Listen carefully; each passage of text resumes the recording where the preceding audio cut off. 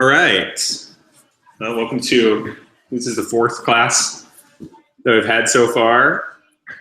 I hope everyone's just sort of enjoying what they're doing. So far, we've learned some pretty basics of programming. This class, we're going to add one more real fundamental building block.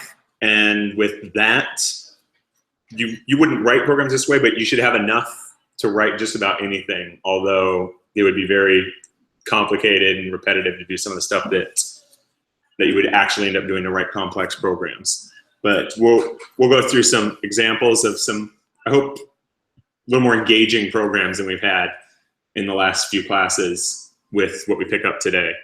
First, let's do a little bit of review. And let's go through these one at a time for these comparison operators. Who can tell me what this first comparison operator does? Yeah, it checks if two objects are equal to each other, if their value is equal to each other. What about the second? If it's less than? Less than or equal? Greater than? Greater than or equal, right? So those are pretty simple. Now, I put these up this way intentionally because this might be a little harder. Who and?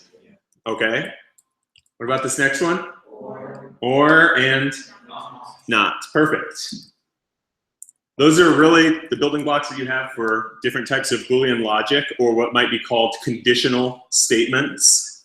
You're going to see the term conditional used throughout code all over the place. We also have, I put down a few methods here that we've used before. So let's see, who can tell me what this first method?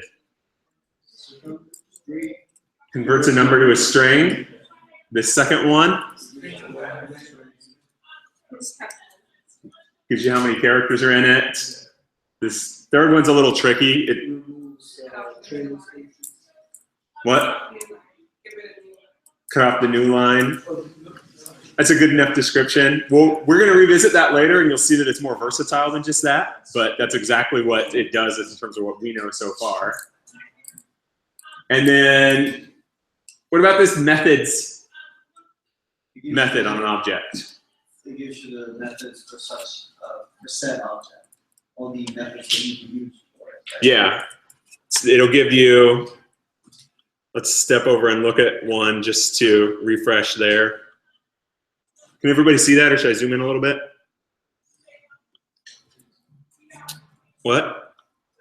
I can zoom a tiny bit. That's fine. So yeah, you can do that on pretty much any object. And what it gives you back, oh, I'm not an IRB, am I? Is it gives you back, and we'll talk about this concept next class, an array of all of the methods in that object. Fantastic.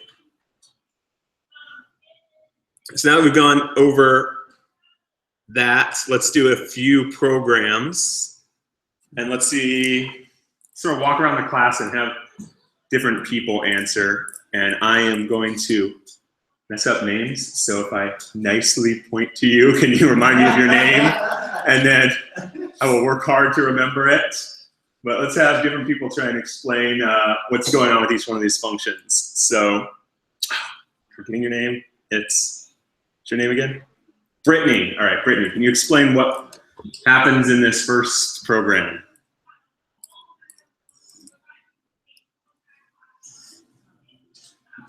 What? That's fine. It's fine. There's a lot taking place when you're learning how to program and you're learning a ton of stuff all at the same time. So maybe let's go through it step by step. What are we doing on the first line with a equals 1? Yeah, we're creating a variable called a and we're setting it to 1. And on the next line, we're creating a variable called b and we're setting its value to the string days. So what is the puts function do? Do you remember? Print it, yeah, to the screen, and then all we're doing here is we're taking the variable a and adding 3 to it. And since they're both integers, that should give us 4. And then converting that to a string with the 2s. And then we're adding, this is string concatenation. This is a different syntax. So there's sort of a couple different ways to mix strings or objects into strings. This is one way to do it. So we're adding just an empty character so that we have a space between them. And then b, which is the string days.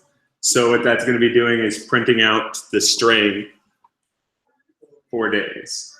Yep. Now, if you have the quotation marks, do you need the toString? Does it do the same thing as the toString? What's that? Do the quotation marks, do they do the same thing as the toString? Which quotation marks? You mean? When you had plus and then you just had an empty string, Yeah. the quotes. Now, you added that and then you added B. Does that do something different than the toString? I know before we had issues with an integer being incorporated into the string by addition, unless we did toStrings. So does that do the quotation not matter for something else? No, it's a great question. What's going on there is if we try to run it without the 2s. what? I think she's asking. Yeah. So what's going on here, and we can show what happened in a couple different situations, but is if you were trying to read this, you'd read, all right, I'm putting a string to the screen, and then breaking this down into logical pieces. You try and look at each piece and see if it's essentially going to produce a string, because this plus in this case is adding strings together, concatenating them together is the term. So if we look at this first section, we've got some integer work, and then it does a 2s, so it converts the result of this addition to a string. So that makes this first part a string. And then we add, and inside these quotation marks, we have an empty space. And we can do this code live just to show what happens, but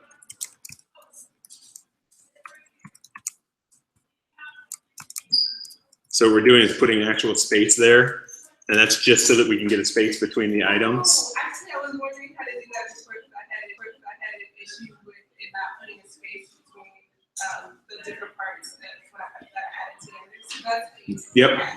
Okay. A space can be part of a string. You can have, you can just put it right there just like that, and then B, and so each piece of that is a string, and then it concatenates them together and you get a string out.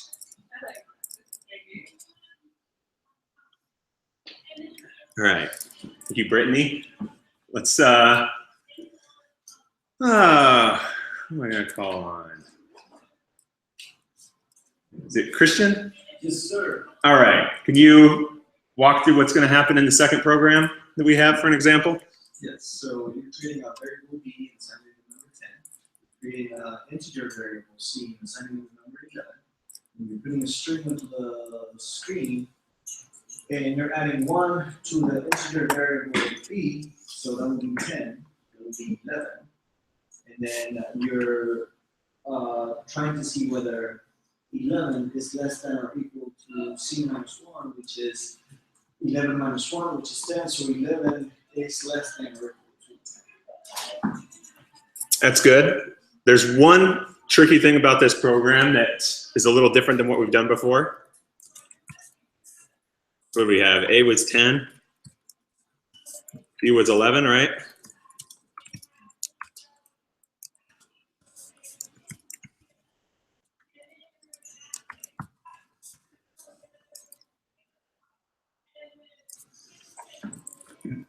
So if we were to look at each part of this, what's the result of evaluating a plus 1 in terms, what type do we get out? What? We get an integer. And then b minus 1 is an integer. So the problem And then the result of this comparison operator, whenever we do a comparison, what type do we get as a result? What? Right, true or false is a Boolean. So what's going on here is puts knows how to convert a Boolean and write it to the screen. So it knows how to take a Boolean argument and write it onto the screen as a string, which is what it's actually doing, because puts a string. So it can't actually output a Boolean value right there. It's converting it to a string when it does that.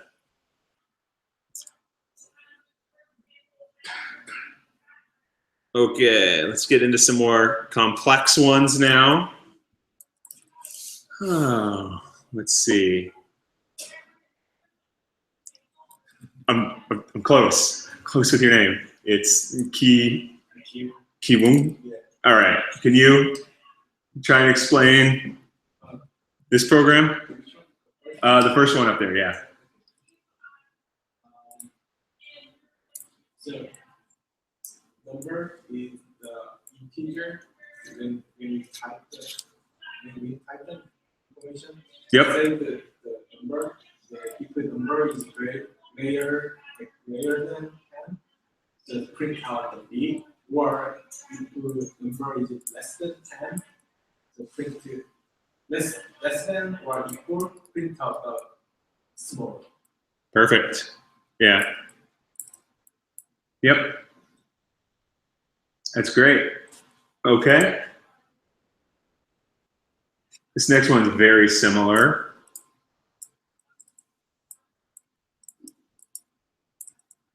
So we may not even go through these last two because they're both, well, we have some The other last one ones. is a little tricky. What's that? The last one is a little tricky. It is, yeah. It is a little tricky. So I think we'll skip to that one because I think that's a good one. Let's have, is it Ariana? All right, can you try and walk us through what happens in this program?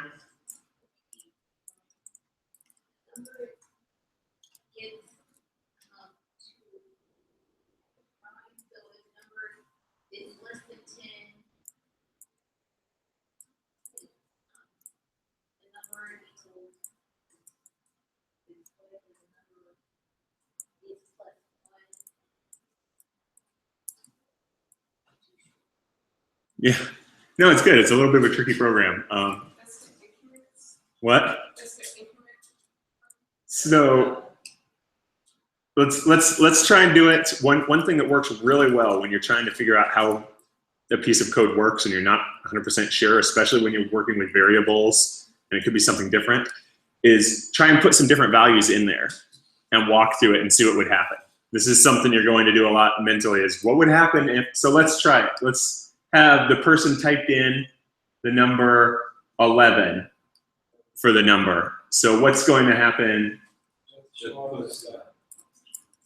It'll puts 11, right? Because it looks at if the number's less than 10, which it isn't, it's going to put out 11. Now, what if they put in 9? Right. There's a little bit, this is something that we talk about these being variables and I compare them to mathematical variables, but one thing you never do with math variables is you're never going to write x equals x plus 1. It doesn't make sense. And in programming, that's pretty common behavior because you're just reassigning what the number variable means here. So you grab when it's evaluating this whole thing, it looks at what number has, which is 9, for example, and it says 9 plus 1 is 10, and now put that into this number variable once again. So that's a pretty common pattern so that you're not having to create like number 1, number 2, number 3, or something like that every time you're stepping through. And you can modify the value that that variable has on the fly as you go through your code. So with that, let's now, we've got another exercise to work through, and we can build this one together.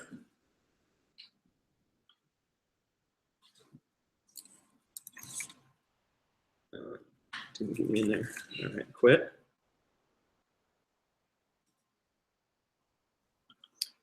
So I have a pretty simple compare ages program. What we want to do with this is, I put comments here. This is also a very, very common pattern when you're programming, is before you write the actual code, a lot of times, it's useful to write a comment saying what you want to do in plain English, because it's going to help you think about it before you then have to think about how to convert that English into the programming language. So if you're ever stuck on what do I do, what's my next step, a lot of times it's very, very useful when you're writing out code to just put in comments of what are the next steps that you want to do. Yes, you have a question? Yes, the last one we were doing before, where it was number plus 1. Yeah. Can you do that with the number plus equal 1? Oh, you're trying to use the shorthand syntax. That's the same thing, right? Yeah. So here I'll show that for a minute. This isn't essential, but if we had number equals 10, and then we wanted to put a larger number in there, we could do number equals number plus like 5. And now if we look at number, it has a value of 15 instead of 10. Another way to do that that's a shorthand, because that you do this, I talk about how this is a pattern you're going to use a lot when you code. So a common shorthand that they've created in programming languages is, instead of having to write out number equals number plus, you can do things like this. I don't know if the syntax works in Ruby. And then you put the value here. There's a slight difference, but fundamentally when you think about it, you need to think all that's doing is a shorthand for number equals number plus 5. And I'm guessing that the same things exist for minus or other things, because a lot of times you're doing operations on that same value and storing it back into that same variable that you were using before. So those are shorthand syntaxes so that you don't have to type it out in the long form when you're doing these types of operations. You don't have to use them, especially if you're more comfortable with typing out number equals number plus 5, because it makes more sense. And I definitely recommend whenever you encounter these to think of them in the longhand form. What does that mean?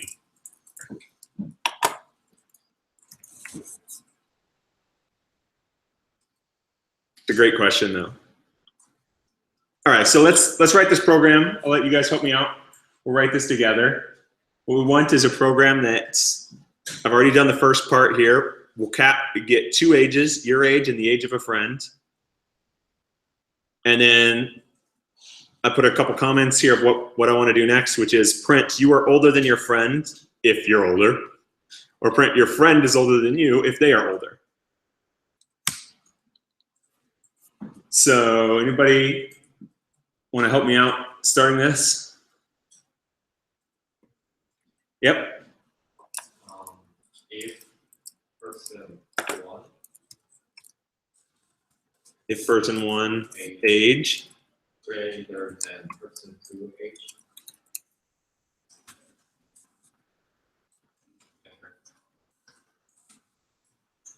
Means you're older than your friend.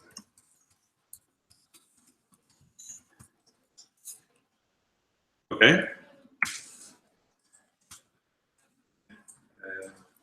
I could like LC because LC person 2 age greater than person 1 age means your friend is older than you. Now, Look at this, dude. put your same age. You already bypassed my trick question. Right, I was leaving an edge case in there so that we would maybe miss it, but you already captured the edge case with the else if. So let's go ahead and try that out. Ruby, compare ages.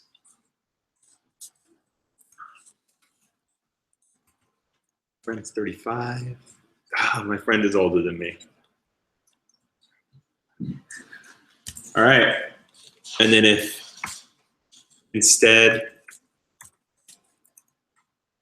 same age. Great. All right, so we're doing well with our conditional logic.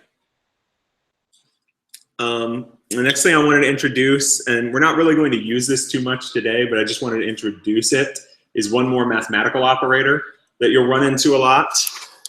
We've already, I mean, you guys have ones that you're familiar with from standard math classes and we've used, which include addition and division, and we've even dealt with float-based division and the results of it,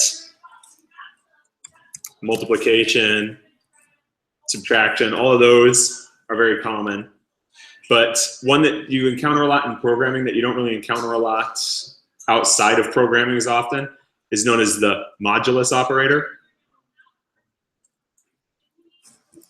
And the modulus operator in most programming languages, as well as Ruby, uses a percent sign. Just like division uses a slash and subtraction uses the dash, modulus uses a percent sign. So let's just do a few operations here, modulus type operations. And for anyone who's not familiar with the modulus operator, maybe we'll be able to figure out what the modulus operator does.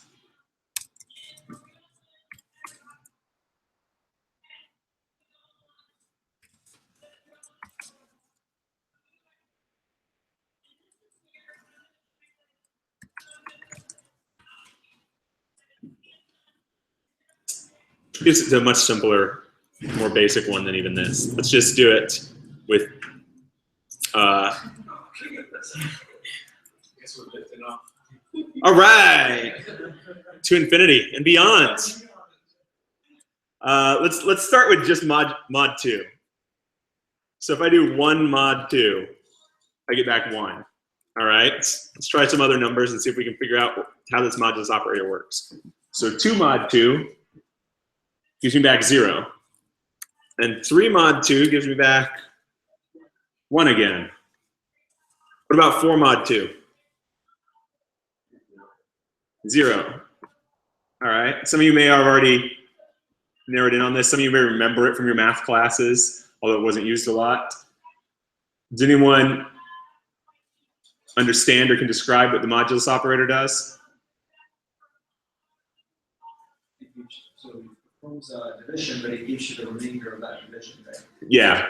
So all the modulus operator is doing is giving you the remainder of any division. It does basically integer type division and gives you the remainder value when you've done that. So if I did 13 mod 7, what should I get? 6, exactly. I'm introducing this now, and we'll have some exercises that use it, probably not this class, but maybe in the next one. It'll probably come up again later in the course just because it's a very, very useful operator in a lot of programming languages for a variety of different reasons that aren't going to be clear immediately until you start encountering the situations where it would really make a lot of sense. But I want you to get familiar with it, get comfortable with it, and think about it in the same grouping as you do all the other ones. Addition, subtraction, multiplication, division, any of those types of operations.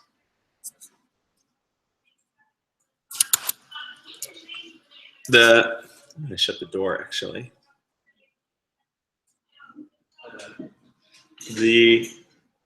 The next concept that I'm going to introduce is the concept of nil.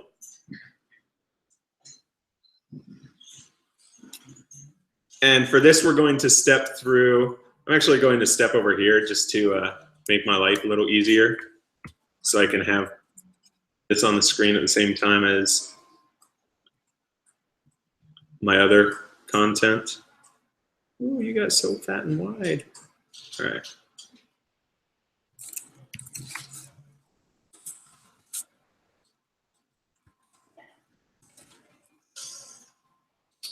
So let's go ahead and put some code in. What we have here at the basic part. And yeah, I think it's great if people are following along too. That's fantastic because a lot of the stuff you're going to learn just by doing it over and over again. That's how, if anyone's looked at the Ruby the Hard Way book, which we had some of those Boolean exercises from, their whole approach is just type it in over and over and over again, and eventually the concepts will start to sink in. Now, nil is a very confusing concept, so let's go ahead and just step through what we get from these different comparisons, and then we'll talk about it and we'll revisit them and see if we can understand why these are the results that we get. So what do we get with nil dot nil question mark? That gives us true as a result. But now we've already seen this type of dot before with something after it. Do you guys remember what those are called when we've got an object and then dot something?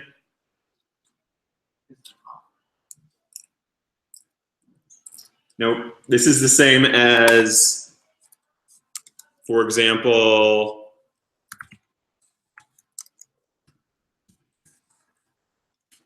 what did we call chomp? It's a what? It's a method, right? So whenever you're reading code and you sort of see this dot something coming afterwards, in your mind think this is a method of some kind. And we've also encountered, yes? I'm sorry to interrupt you, but do you have a name for that period?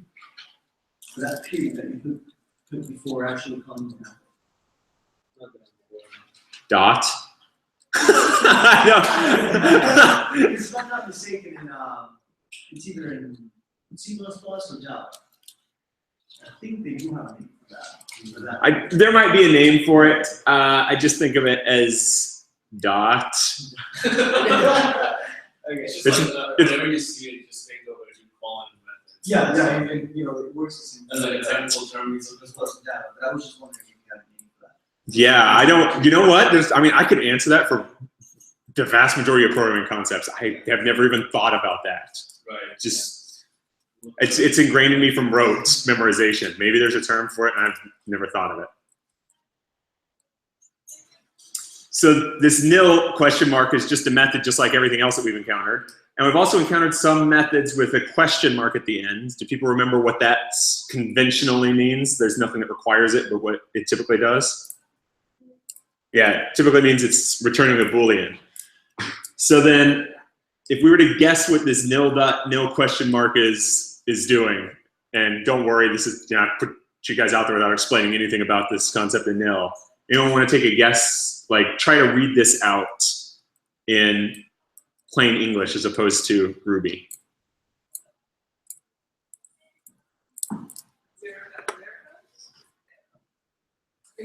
That's a good guess, because nil can mean zero in the real world a lot of times.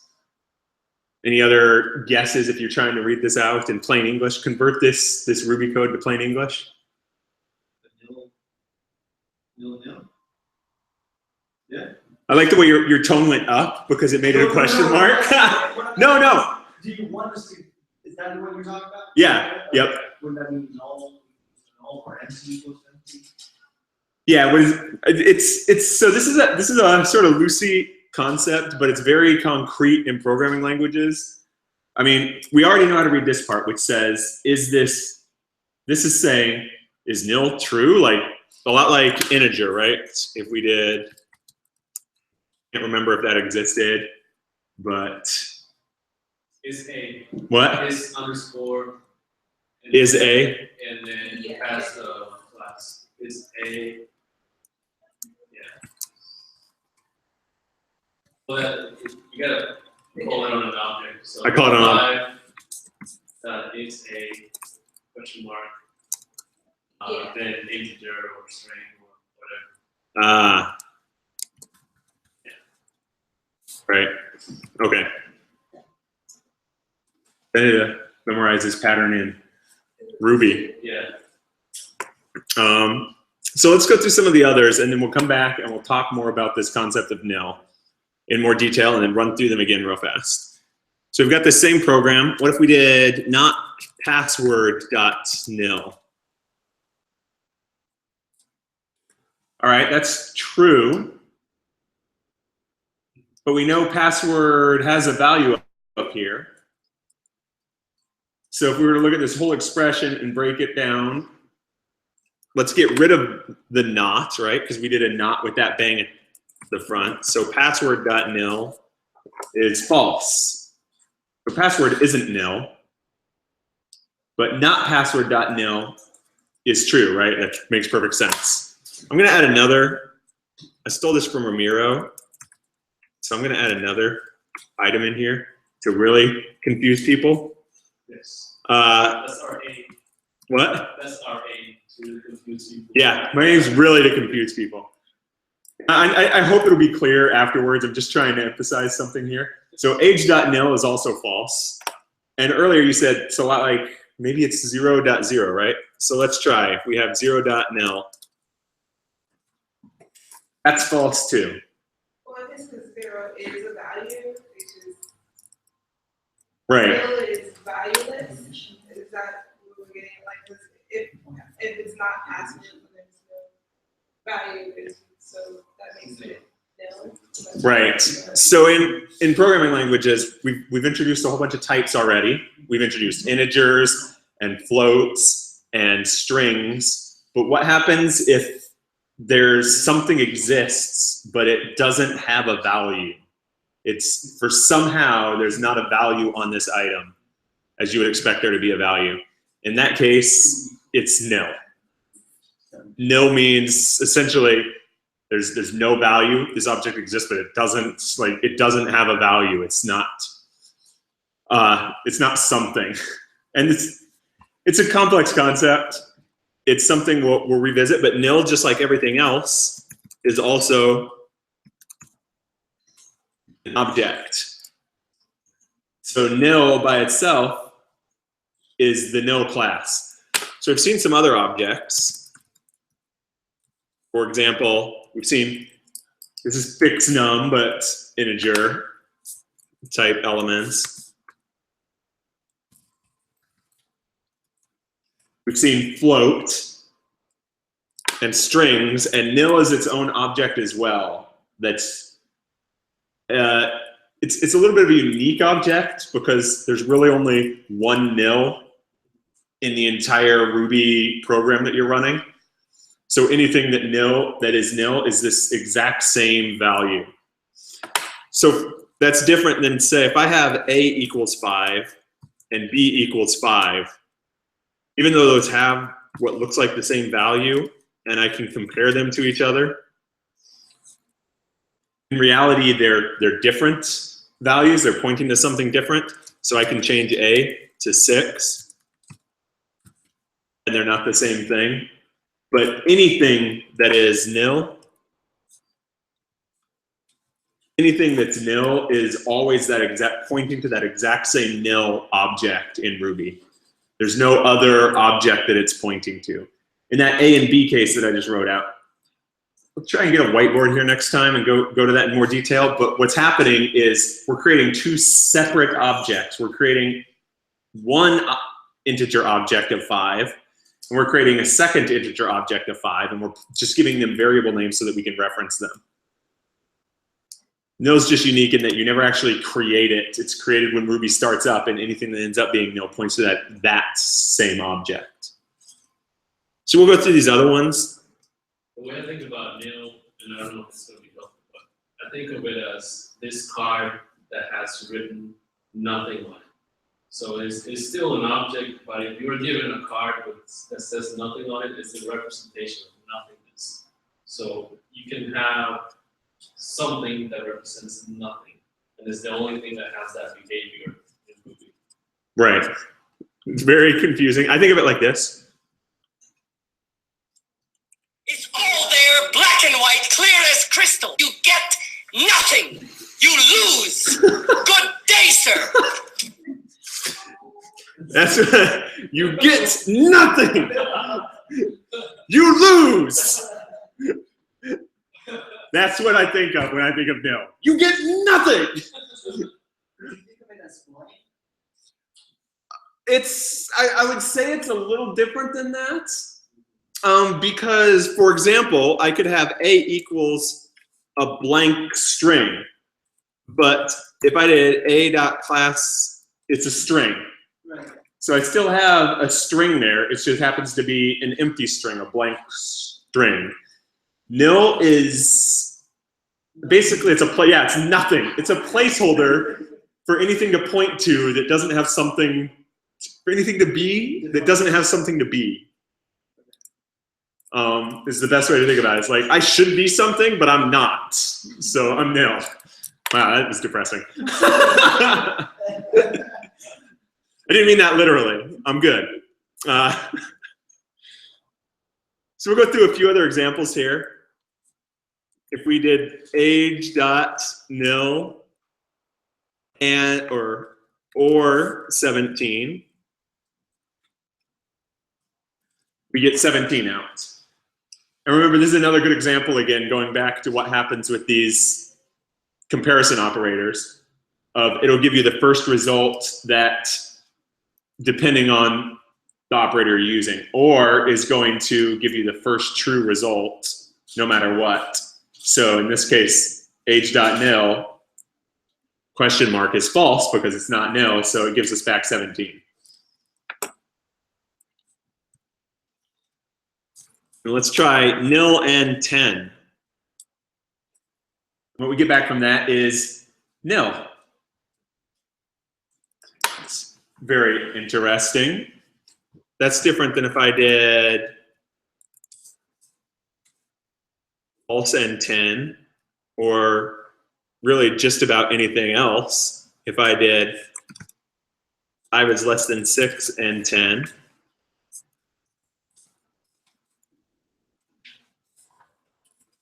So nil had some magic behavior here in terms of working just a little different than we're used to. So about not nil. Any guesses what's going to happen with not nil? Yeah.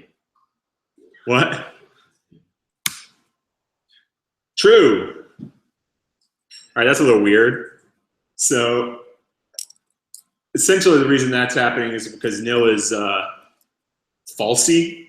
Yeah. Is that the term that they use in Ruby as well? Yes. Nil is falsy. It's false-like. It's not exactly false, but it's sort of kind of false. It has its own alternative facts, if you will. So, I mean, another example of that, I don't know what'll happen here. String literal unconditional, all right, it's gonna yell at me because it works differently here.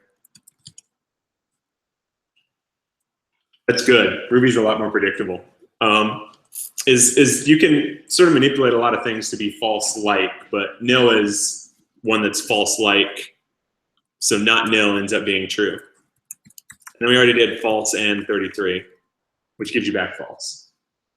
It gives you back false because, well, I evaluated this expression and there's no point in going farther because I already have false. And that's why, if we went back up, when you did nil and, it can give you back nil because it's falsy. I'm false-like. I'm the same thing as if you had given me false or close to it. You're gonna run into nil a lot when you're programming. A lot. You're gonna, it's going to bother you. I wish I had a really good example of a mistake of having nil in code. I will try and add some examples to the homework because I don't have anything in there right now specifically around that. But it's frequently something that you encounter when you made a mistake and so your code isn't quite what you expect it to be. And it's also a condition you're going to check for in a lot of code when you're stepping through things to make sure that your object isn't nil at some point in time. I don't know exactly how I can I directly set, I mean, I can set something to nil. Yeah. So then if I did a dot nil, It should do true. you say that it's true. Does, You can't do, like, if you haven't set a variable, I don't think you do, like, you just do b dot nil right now. I think we'll there. Oh, never mind. let's say it's false. Because it should, right? It should tell me it's Have you false. said b before anytime? I did. Oh, so just do like, If I did c dot nil, okay, there you go, okay, that makes it sense. should error out. Yeah. And that's erroring out. It's because C, unlike like nil is, it's weird. Nil is something, but it's nothing. Nil is something that represents nothing. Yeah. C, well, it's trying to figure out what variable C is or how to read this C in the code there. And it looks through all of the magic stuff it has, like puts and gets. Those aren't exactly magic, but we'll think of them that way. And it says, this isn't any of that. Is it a variable? It's not a variable. I have no idea what C is. I don't know how to handle this at all. Yeah, C has not been given the card that says nothing new. Yeah, It's not in possession of that. but you could set it, and then you get that back. And C is nil, and it should work the same way that anything else did when we did comparisons against nil. You're getting back nil. Like I say, though, the slight difference there, and this will be something we'll come back to when we talk more about classes and objects in more detail, is that unlike if I have A equal to 5 and B equal to 5, while you see 5 as the result of both of these, those 5s are different objects. And C as nil would be the same thing if I did B equals nil. Those aren't actually different nil objects. Those are the exact same nil object that they point to in the programming language. There's only one nil.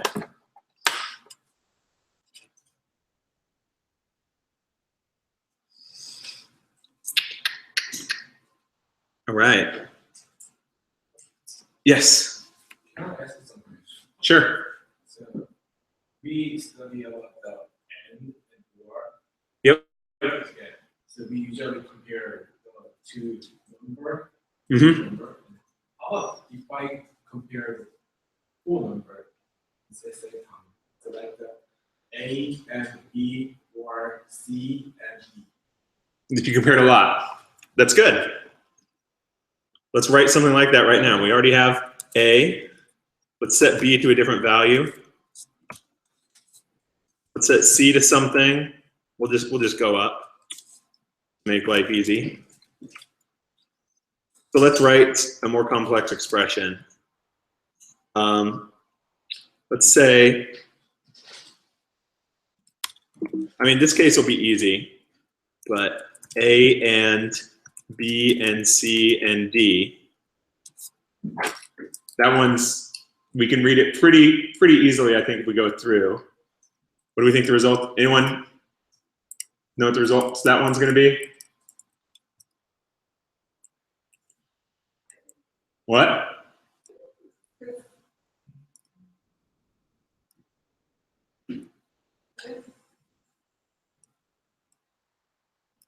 So you're looking for the false one. 8. All right. This goes back again to, if you guys remember what we talked about for and or, how they will return the value. So it just shows the last one. So yep, because none of them are false, so it returned the last value out of the list of things that we did there. Now, if instead, let's make this slightly different. Let's make these, instead of integers, let's make them Booleans. This is also something that might trip people up at first, so I think it's a good thing to point out, is just because A had an integer before, doesn't mean that A has to have an integer again when I reassign it. That's an aspect of Ruby as a language. It's different in other languages. For example, in Java, when you create a variable, you tell it what type that variable is. You say A is an integer. And if I try and put a float into A, the Java will complain and say, you can't do that. What are you, crazy? This is an integer. You can't give me a float value. You can't put a string in me. You're nuts. Java is very rude. Java is very rude. There's a reason for that. It gives you a lot of safety in your code so that you don't make mistakes by accidentally putting a string into what you thought was an integer value. But there's also benefits to this in that you don't have to worry about that stuff while you're coding. It makes it a lot easier to just get started and get going.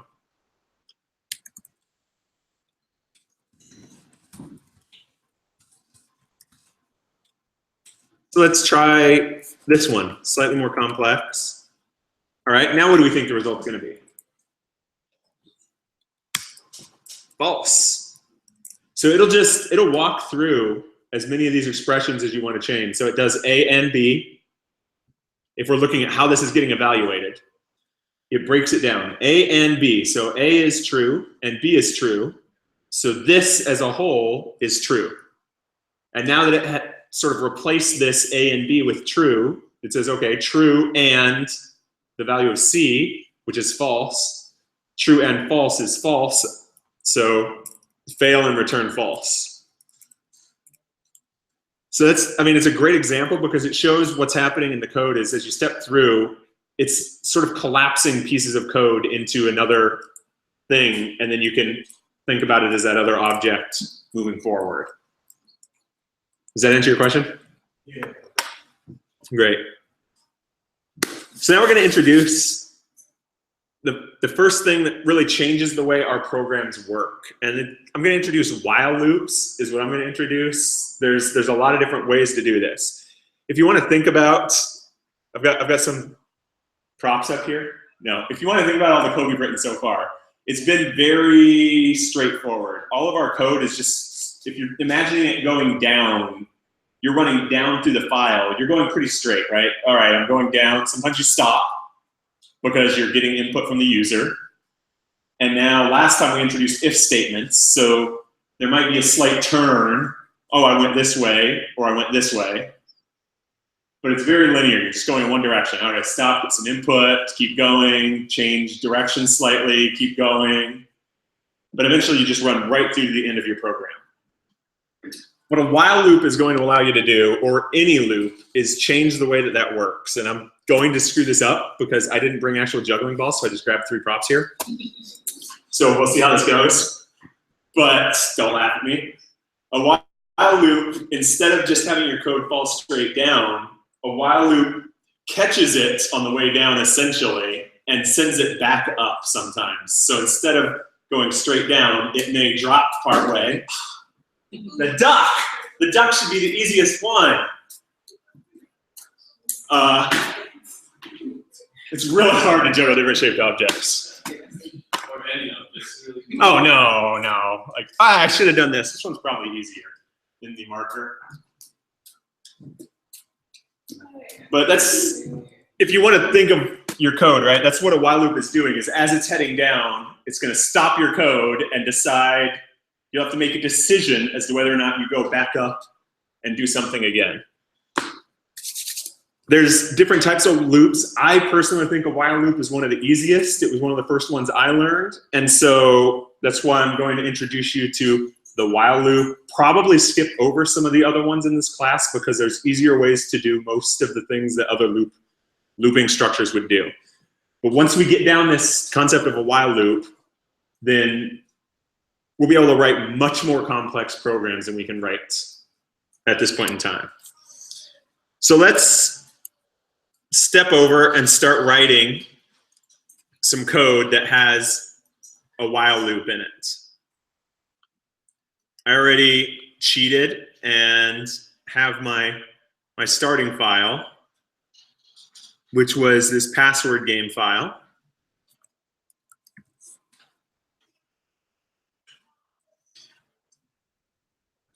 But barring the while loop portion, let's walk through the code like we've already done, right? At the start, we're setting a variable password. We're just setting it to the string cookie. And then we're printing out to the user, guess the password, and we get the value that they print out and chop off the new line from it. This while loop, it reads a lot like the if statement that we've already done, which means that in between this while and this end block is some code. And this code will only run if this condition, just like in the if statement, we had conditionals. So for example, we had compare ages, and here are our conditionals, which gives back a Boolean. So if person 1 is greater than person age 2. A while loop uses conditionals the same way. You're putting a conditional here and checking against it. Now the difference between the if statement is that instead of running through this code once and then continuing on with the rest of your code, what a while loop is going to do is when it hits this end, it's going to go back to the top of the while loop and check and see if this condition is true or false. If the condition is true, then it's going to run the while loop again. That's that sort of catching and sending it back up that's going on. So in this case, it's pretty simple. We have a string, you put in another string, and then it's going to go back up if your string doesn't match the string. So let's try it out.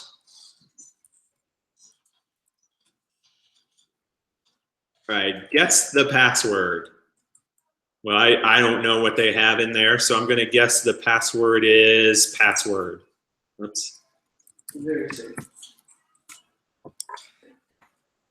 Okay, so we're stepping through the code here. Guess at this point has the value password, so it checks against it. It says while the string password does not equal the string cookie, go ahead and run through this bit of code. So put wrong, and then it gives me a hint, and it prints to guess again. Okay, I get the hint, chocolate chip. So I think the string is ice cream.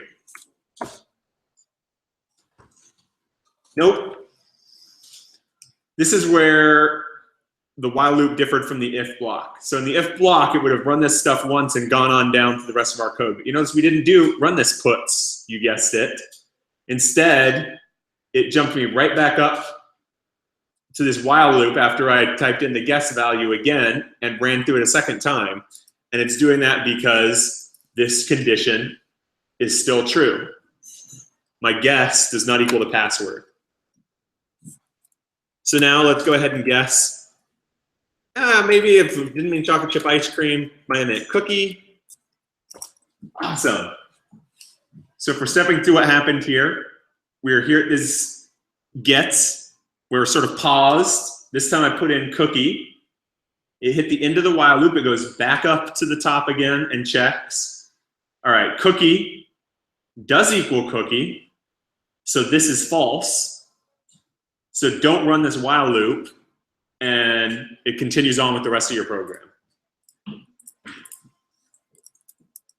Are people okay with that concept so far? So this is the first time, as I said, that we've introduced something that's not linear in our code, that's not going straight down or just a slight direction change, where you can rerun the same code over and over and over again. You're going to run into problems with this. Let's do a couple other very basic files, very traditional examples. Yes? It's not apparently impacting anything, but mine is in the blocks of code. Before when I was running the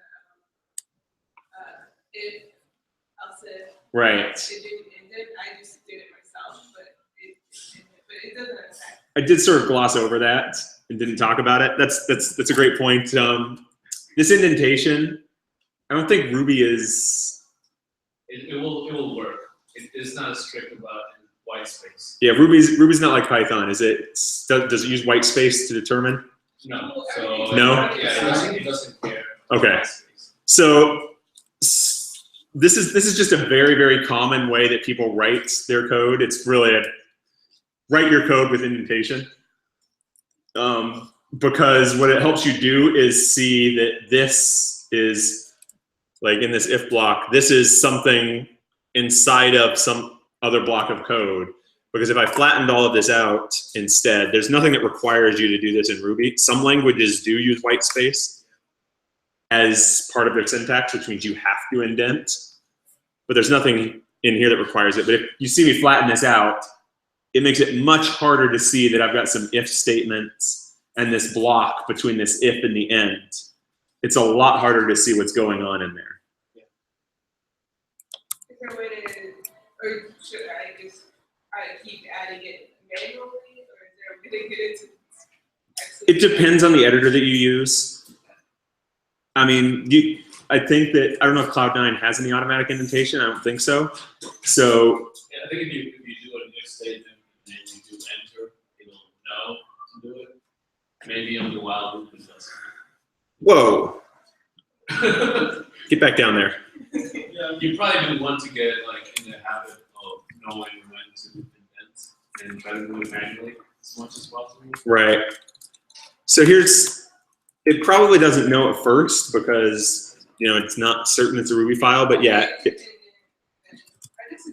it just it's just an editor thing. And so it doesn't have to, like there I typed end and it jumped it back automatically.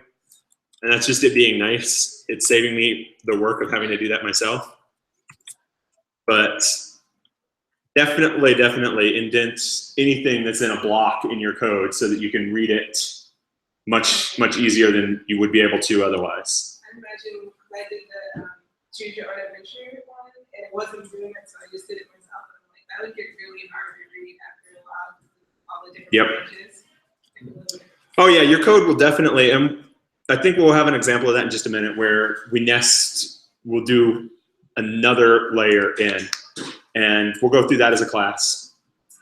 But let's do another really simple while loop here. So count to X.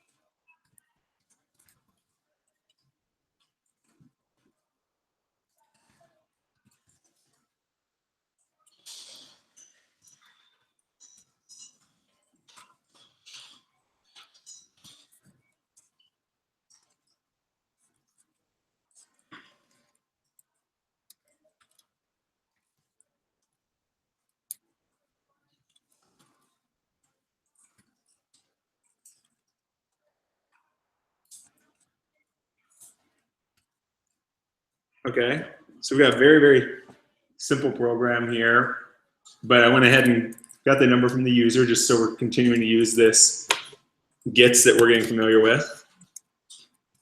So let's try this out, count to X, enter a positive number. Somebody shout out a number. 5. Hooray. All right.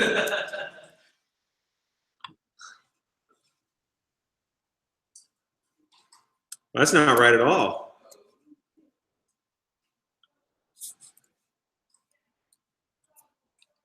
Well, that will happen a lot. It will. I was hoping to have an example just like that. Anyone see what I did wrong? Because count is smaller than X. I meant to change count here instead of X. So I kept changing X and count never changed. So 0 was always smaller than whatever large number I put in for count. So of course that didn't work correctly. Let's try it again. Just put X 5 times. What? Yep, exactly. Because X didn't change, so. All right, there we go. So this is this is a very basic example of a while loop. You've got a simple conditional, you're doing a tiny bit of action in here, and then you're making sure, one of the important things in any sort of loop like this is that you're changing a value that will eventually result in your conditional changing. Otherwise, you'll never break out of that loop. Because if I were to write this, let me simplify the mistake I made before. Let's literally just write it in that way. I don't want this line. Oh, I want that line to run, but I don't care about anything else in here right now.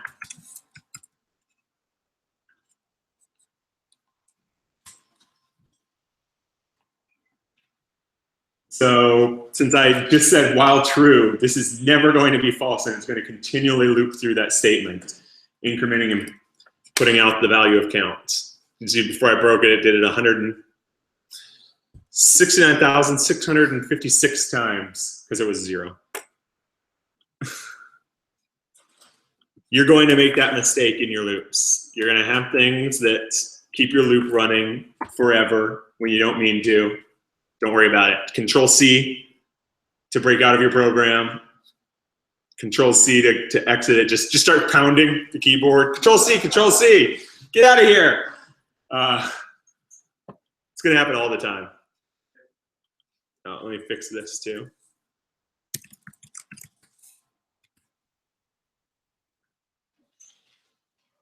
So with a while loop and our conditional logic, we now have a lot of power, and we can write something much more complex than anything that we've written before. So what I want to do before we end class, hopefully it won't take us too long, is let's try and write an actual game of some kind, something that's not just that guess a string that I already have put in or something like that. Let's allow it to iterate a little more loosely. So we're going to write a number guessing game. I don't know if I have created a file for this yet. No, oops. Well, that'll work.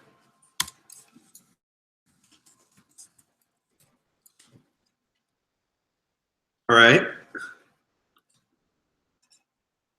Now, like any good programmer, I'm going to cheat and start with some other code so that I don't have to start from scratch. It's going to save me some of that work, even though it's really going to be different here.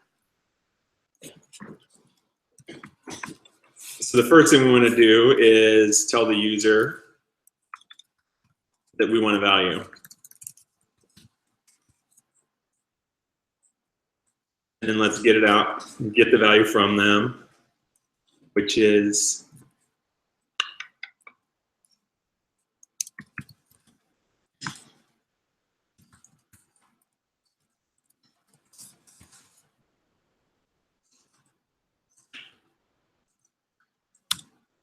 unfortunately, I don't have a way for somebody to put in a value somewhere else, so you're going to see it. I don't have some. I do have a little bit of magic, but I'm not going to do anything crazy. So let's now. This is sort of like prepping your game.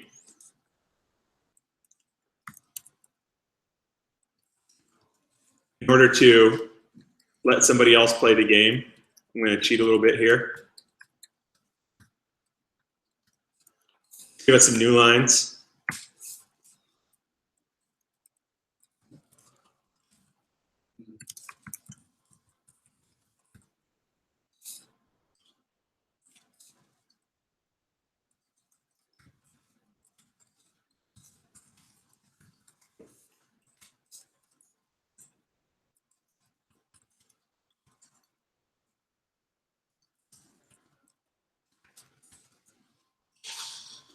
Okay. So now, let's try and write the rest of this loop together. So we have a number that we're trying to guess, and then we've got a while loop. What might I try and use for my conditional expression here? Guess not equal to, number. Guess does not equal number, all right? Sounds good. And what do we want to do if the guess, with that? What do we want to do if the guess isn't equal to the number? You want to tell them that the number, your guess is wrong, and you want to ask them again for another. Okay. Or how many tries should you want to give them? Yeah, we're going to make this more complex in a minute. Okay.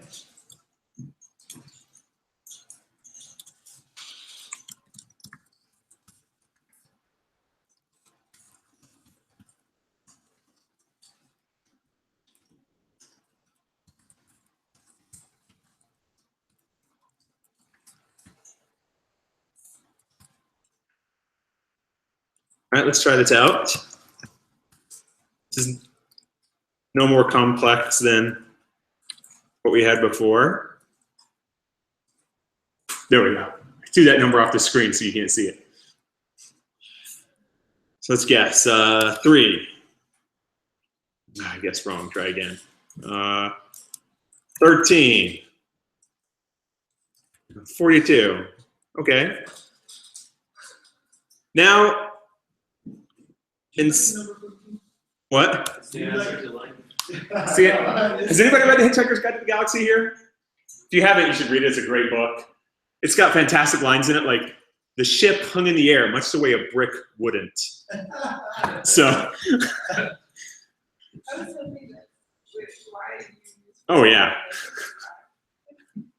I'm sorry to interrupt. No, it's good.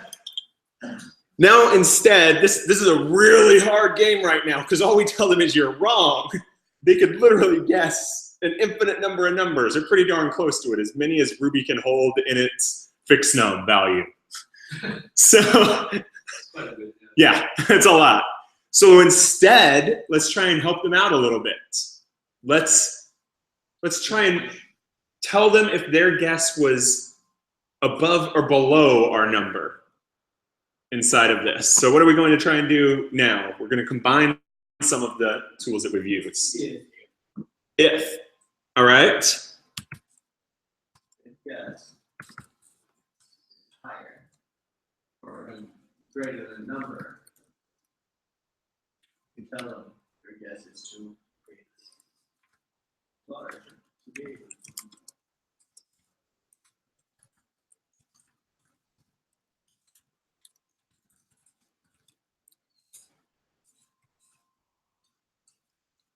Okay. Do we want to give them some help in the other direction? Else it. Oh, We want else, else if,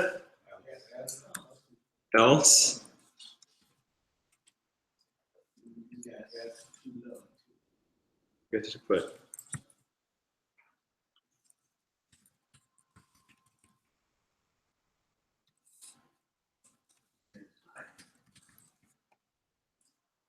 All right.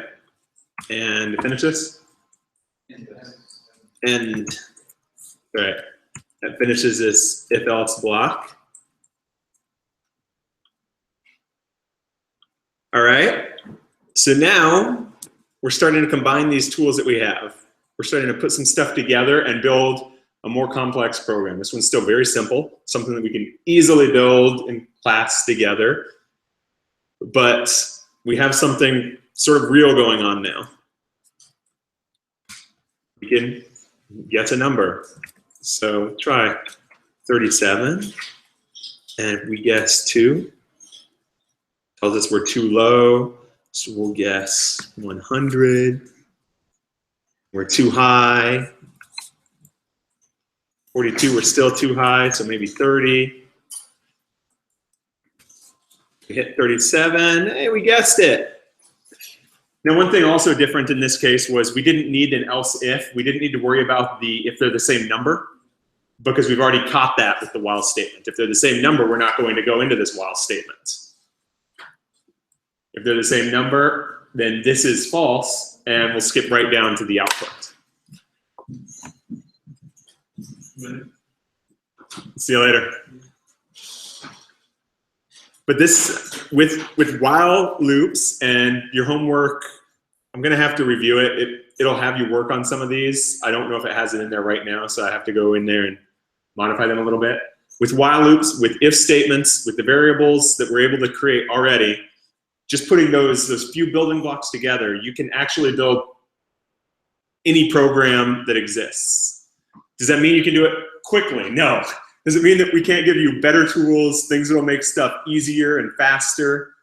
Yeah, we can give you a lot of those. But in terms of just being able to do the computation, there's proofs that much smarter than people than me have done that say, essentially, this is the set of building blocks you need. Actually, you didn't even need loops. You could do it without it. It's just much, much harder. But that's pretty much all that you need in order to write any program at a fundamental layer. And everything else that we'll introduce are ways to make it easier to write code, easier to think about, easier to work with, and just generally faster. Because if everyone had to write stuff at this pace, then it would still be on DOS computers instead of what we have today. Let me check and make sure. I don't think I had anything else. That's pretty much the material I wanted to cover today. Go ahead and